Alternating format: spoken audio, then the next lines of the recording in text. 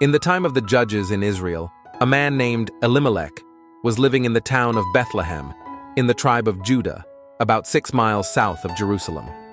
His wife's name was Naomi, and his 2 sons were Mahlon and Chilion. For some years the crops were poor, and food was scarce in Judah, and Elimelech with his family went to live in the land of Moab, which was on the east of the Dead Sea, as Judah was on the west. There they stayed 10 years, and in that time Elimelech died. His 2 sons married women of the country of Moab, one named Orpah, the other named Ruth. But the 2 young men also died in the land of Moab, so that Naomi and her 2 daughters-in-law were all left widows. Naomi heard that God had again given good harvests and bread to the land of Judah, and she rose up to go from Moab back to her own land and her own town of Bethlehem. The 2 daughters-in-law loved her, and both would have gone with her, though the land of Judah was a strange land to them, for they were of the Moabite people. Naomi said to them, "Go back, my daughters, to your own mother's homes. May the Lord deal kindly with you, as you have been kind to your husbands and to me. May the Lord grant that each of you may yet find another husband and a happy home." Then Naomi kissed them in farewell, and the 3 women all wept together. The 2 young widows said to her, "You have been a good mother to us, and we will go with you and live among your people." "No, no," said Naomi. "You are young, and I am old. Go back and be happy among your own people." Then Orpah kissed Naomi and went back to her people, but Ruth would not leave her. She said, "Do not ask me to leave you, for I never will. Where you go, I will go. Where you live, I will live. Your people shall be my people, and your God shall be my God. Where you die, I will die and be buried. Nothing but death itself shall part you and me." When Naomi saw that Ruth was firm in her purpose, she ceased trying to persuade her, so the 2 women went on together. They walked around the Dead Sea and crossed the river Jordan and climbed the mountains of Judah and came to Bethlehem. Naomi had been absent from Bethlehem for 10 years, but her friends were all glad to see her again. They said, "Is this Naomi, whom we knew years ago?" Now the name Naomi means pleasant. And Naomi said, "Call me not Naomi, call me Mara, for the Lord has made my life bitter. I went out full, with my husband and 2 sons. Now I come home empty, without them. Do not call me pleasant, call me bitter." The name Mara, by which Naomi wished to be called, means bitter. But Naomi learned later that pleasant was the right name after all.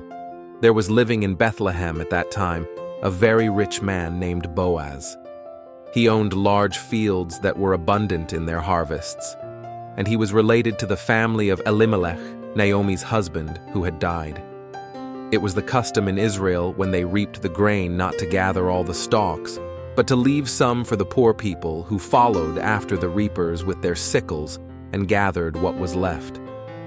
When Naomi and Ruth came to Bethlehem, it was the time of the barley harvest, and Ruth went out into the fields to glean the grain which the reapers had left. It so happened that she was gleaning in the field that belonged to Boaz, this rich man. Boaz came out from the town to see his men reaping, and he said to them, "The Lord be with you." And they answered him, "The Lord bless you." And Boaz said to his master of the reapers, "Who is this young woman that I see gleaning in the field?" The man answered, "It is the young woman from the land of Moab who came with Naomi. She asked leave to glean after the reapers and has been here gathering grain since yesterday." Then Boaz said to Ruth, "Listen to me, my daughter. Do not go to any other field, but stay here with my young women. No one shall harm you. And when you are thirsty, go and drink at our vessels of water." Then Ruth bowed to Boaz and thanked him for his kindness, all the more kind because she was a stranger in Israel. Boaz said, "I have heard how true you have been to your mother-in-law Naomi in leaving your own land and coming with her to this land. May the Lord, under whose wings you have come, give you a reward." And at noon, when they sat down to rest and to eat, Boaz gave her some of the food, and he said to the reapers, "When you are reaping, leave some of the sheaves for her, and drop out some sheaves from the bundles, where she may gather them." That evening, Ruth showed Naomi how much she had gleaned and told her of the rich man Boaz, who had been so kind to her. And Naomi said, "This man is a near relation of ours. Stay in his fields as long as the harvest lasts." And so Ruth gleaned in the fields of Boaz until the harvest had been gathered. At the end of the harvest, Boaz held a feast on the threshing floor. And after the feast, by the advice of Naomi, Ruth went to him and said to him, "You are a near relation of my husband and of his father, Elimelech. Now will you not do good to us for his sake?" And when Boaz saw Ruth, he loved her, and soon after this, he took her as his wife. And Naomi and Ruth went to live in his home, so that Naomi's life was no more bitter, but pleasant.